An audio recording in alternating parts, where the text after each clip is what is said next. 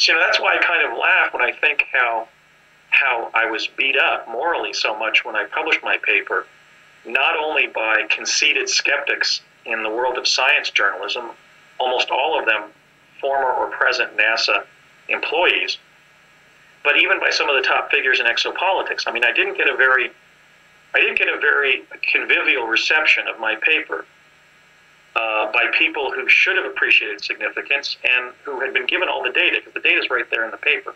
Instead, there was a kind of a resistance to my paper and the notion that it is what I purported to be, which in fact it is. It's the first paper to prove that Mars is inhabited. Not to contain photographs of ancient monuments on Mars, not to speculate that Mars might be inhabited, but to demonstrably prove that Mars is inhabited by showing life forms, both humanoid and animal life forms on Mars, describing what they are, and including an analysis that shows that there's abundant evidence just in that one NASA photograph, PIA 10214, in which we can now conclude as a civilization that Mars is inhabited. Well, of course, I knew that Mars was inhabited because of these childhood events where, as a result of the quantum access capability of the U.S. Defense Department, I had been tipped off, as it were, as to what I was going to do.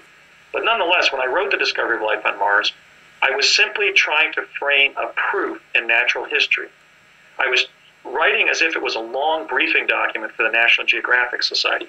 In fact, after I published the paper on December 12th of 2008, I sent it to John Fahey, the president of the National Geographic Society, and asked him to consider consulting with me to publish the data in National Geographic magazine, because I believe the paper encompasses an important breakthrough or discovery in natural history. And I think in the future that will occur. In fact, I kind of see that cover of National Geographic. I think that the Geographic Society will come to appreciate what is in that paper and will want to do a special edition about the discovery of life on Mars. And not cover it up. And not cover it up. And not covering it up. I mean, one of the reasons I sent it to them and why I was so careful about publishing a work of natural history rather than either a work of autobiography that went into all the past Mars data points in my life or that was a work of science fiction is that I wanted to do a paper that would stand the test of time. And I also knew that our public and institutions, like the U.S. presidency, like the National Geographic Society, even some of the university-educated figures in exopolitics and ufology, they're not just resistant to the idea that Mars is inhabited. They weren't just resentful of my paper. They weren't just disparaging and unfair of me. They are involved in a cover-up of the fact that ours is not the only inhabited planet in our solar system. And I believe that human beings on Earth, as part of the natural heritage of humankind, have a human right to know the true history of our own solar system. And that includes Earth's dealing with Mars, and also the fact that Mars is very much unlike Earth in its biosphere, but is an inhabited planet with its own unique and also similar human and animal life forms.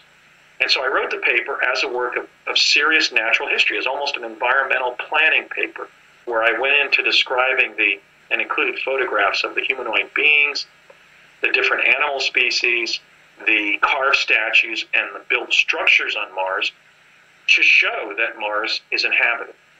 And so, nonetheless, I knew when I wrote the paper that, and was beginning to remember these previous incidents in my life in which the Defense Department, the U.S. intelligence community, as it were, had apparently decided not to bring about the event where I would discover life on Mars, but just take that data from the future and use it to influence the past, to channel the present towards beneficent or beneficial outcomes based on a knowledge of future events.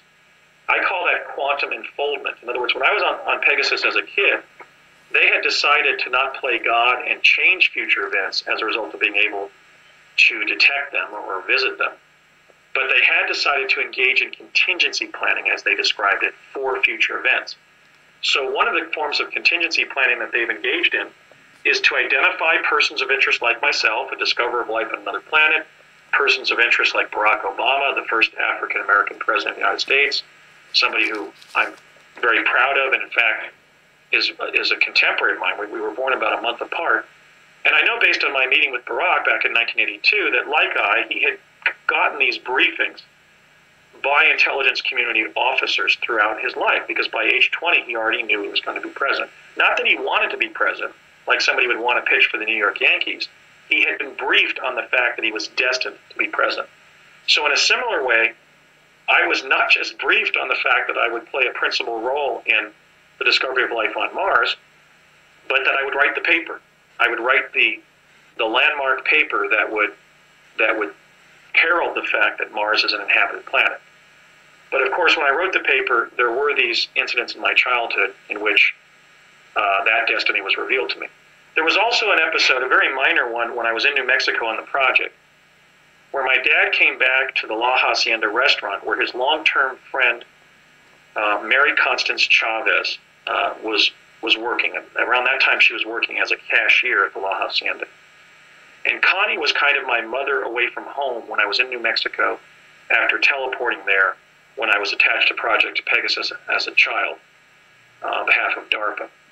And Connie, or Pilly, as she was sometimes known by her best friends, and my father had met in 1953-54 when he was in New Mexico at White Sands when they were flight testing the ramjet engine. And one time, she'd been babysitting me sort of at the restaurant. I would sometimes just sort of hang out at a table there, and my dad would go off and have some meeting, and Connie would just, serve me an iced tea or a soda or something. I would just hang out at one of the tables there.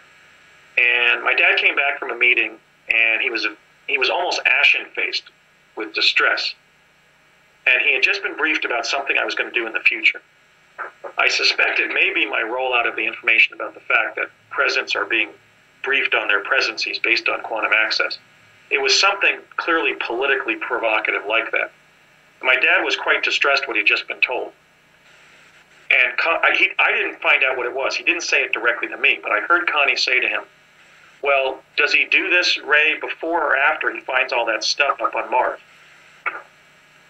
And okay, so we'll start up again with a new tape? Yes. I was trying to figure out how to do that. So Connie said something regarding my discovery of life on Mars, just in passing at the La Hacienda restaurant one day in Old Town Albuquerque.